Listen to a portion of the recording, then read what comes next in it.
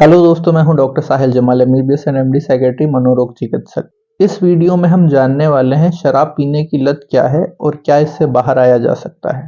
दोस्तों, भारत में करीबन 5 से 6% लोग शराब पीने की लत से ग्रसित हैं। शराब की लत छोड़ पाने से पहले हमें ये समझना होगा शराब की लत के कारण हमारी जिंदगी में क्या क्या नुकसान होते हैं। सबसे पहला नुकसान हमारी सेहत का नुकसान। लंबे समय तक शराब का सेवन करते रहने से हमारे शरीर के हर अंग के ऊपर दुष्प्रभाव पड़ता है।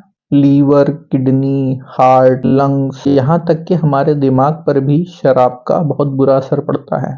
लंबे समय तक शराब पीते रहने से 30 से 40% लोगों का लीवर पूरी तरह से खराब हो जाता है।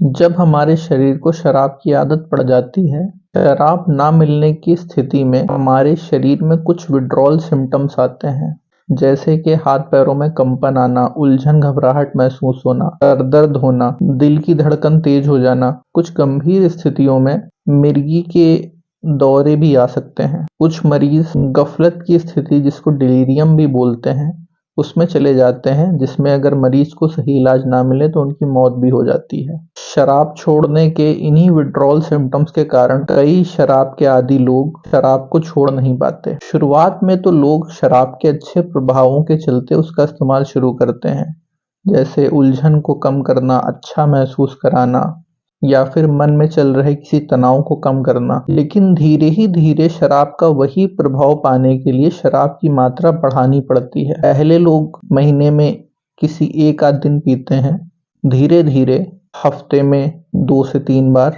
और कुछ ही दिनों में शराब का रोज इस्तेमाल करने लगते हैं। अर्थात शराब की मात्रा दिन प्रतिदिन बढ़ती चली जाती है उसी प्रभाव को पाने के लिए। इस चीज को मेडिकल भाषा में टॉलरेंस कहा गया है। जब शराब की मात्रा बढ़ती है तो शराब खरीदने के लिए पैसा भी ज्यादा खर्च होने लगता है और इंसान आर्थिक तंगी में चला जाता है, जो कि शराब की लत का एक बहुत बड़ा नुकसान है। शराब के नशे में कई सारे लोग बहकी बहकी हरकतें करते हैं, जिसका बाद में उन्हें खुद पछतावा होता है।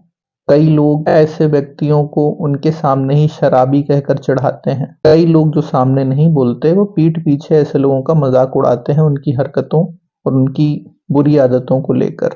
शराब के कारण समाज में बदनामी होना भी एक शराब की लत का बहुत बड़ा नुकसान है। एक शराब पीने वाले व्यक्ति का ज्यादातर समय शराब खरीदने, शराब पीने और शराब पीने के बाद उसके नशे को उतारने में ही लग जाता है। वो जिंदगी के किसी भी और काम पे ध्यान नहीं दे पाता, अपनी जिम्मेदारियां नहीं निभा पाता और अपनी जिंदगी में आगे नहीं बढ़ पाता है।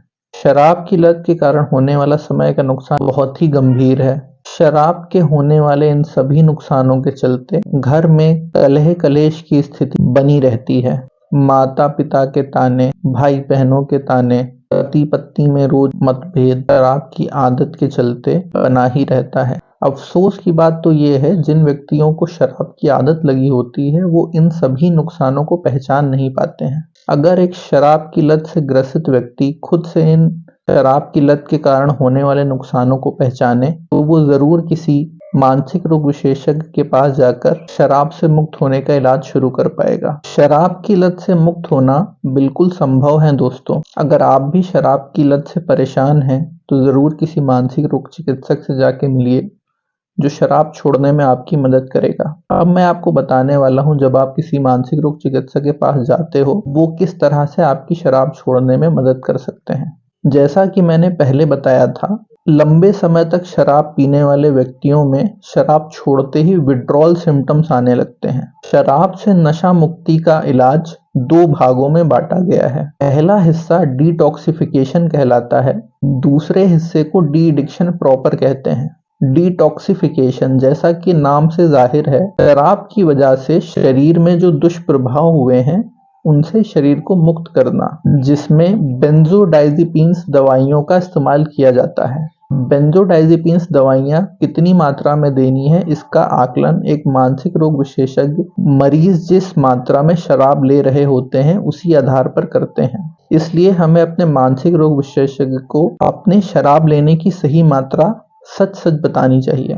बेंजोडाइज़ेपिन्स दवाइयों का इस्तेमाल करते हुए डिटॉक्सिफिकेशन 5 से 10 दिन में पूरा हो जाता है। बेंजोडाइज़ेपिन्स दवाइयों के साथ साथ शराब पीने की वजह से हमारे शरीर में जिन तत्वों की कमी हो जाती है उनको पूरा करने की दवाइयाँ भी साथ साथ चलाई जाती हैं, जिसमें थियामीन दवाई बहुत महत्वपूर्ण है। एक कुशल मानसिक रोग चिकित्सक डिटॉक्सिफिकेशन के समय पूरा ध्यान रखता है मरीज को कोई दिक्कत ना हो, शराब छोड़ने की वजह से जो विड्रॉल सिम्टम्स आते हैं पूरी तरह से काबू में रहें, मरीज को आसानी से नींद आ जाए और उसे शराब की जरूरत ना पड़े, इस चीज का भी पूरा ध्यान रखा जाता है दवाइयों के जरिए।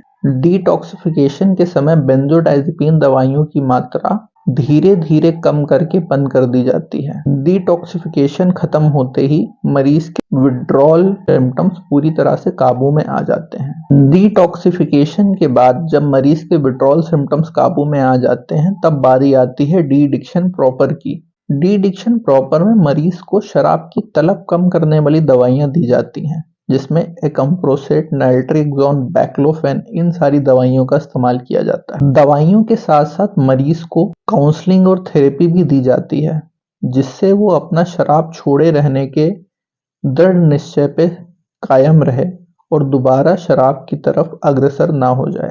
डी एडिक्शन प्रॉपर की तलब कम करने वाली दवाइयों को 6 महीने से 1 साल तक इस्तेमाल करना होता है। अगर मरीज इस बीच में अपने मानसिक रोग विशेषज्ञ से निर्धारित समय पर मिलता रहे, काउंसलिंग और दवाइयों दोनों के ही मदद से एक कुशल मानसिक रोग विशेषज्ञ मरीज को उसकी शराब पीने की लत से पूरी तरह से बाहर ले आते हैं। तो दोस्तों, शराब की लत छोड़ पाना बिल्कुल संभव है। आप कभी भी ना समझिए कि अब तो बहुत देर हो गई। आदतें बदलती नहीं, आदतें छूटती नहीं, ये सब बेकार की बातें हैं। अगर दृढ़ निश्चय किया जाए और एक मानसिक रोग विशेषज्ञ की मदद ली जाए तो जटिल से जटिल शराब पीने की लत भी छोड़ी जा सकती है। इस वीडियो के जरिए मैं आप सभी से अपील करना चाहता हूँ, अगर आप में या आपके आसपास किसी में आप शराब पीने की लत को देखते हैं तो उन्हें इस वीडियो को जरूर दिखाइए और अपने करीबी मानसिक रोग विशेषज्ञ से मिलने के लिए प्रेरित करिए। आशा करता हूँ मेरे इस वीडियो से आपको उपयोगी जानकारी मिली होगी। इसी तरह से उपयोगी जानकारी पाते रहने के लिए लाइक, शेयर एंड सब्सक्राइब जरूर करिए। जय हिंद, जय भारत।